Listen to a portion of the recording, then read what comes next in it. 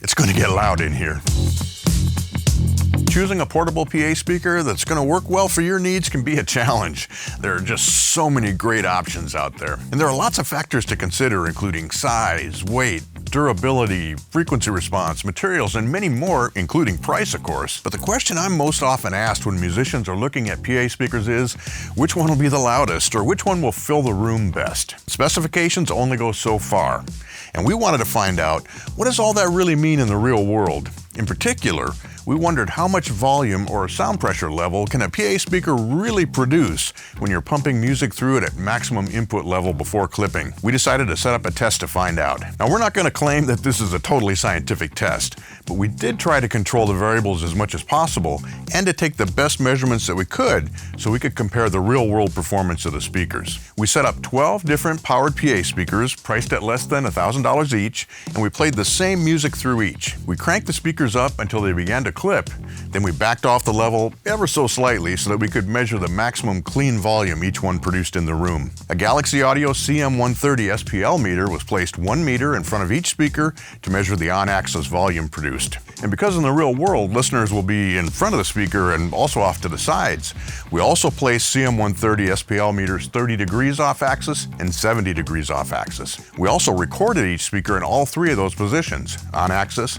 30 degrees off axis, and 70 degrees off axis, using a ruler flat Earthworks microphone. That way we could not only see how our off-axis performance affected volume levels, but also how the sound changes as you move around or off-center from each speaker. All microphones and meters were placed at exactly the same height and positioned identically in reference to each speaker, so we were really only examining the horizontal dispersion, not the vertical dispersion. Now, of course, miking up a speaker and playing it back via video is not going to recreate exactly the same experience as hearing the speaker in the room, but I think you'll get an idea of how each performs. Let's get started.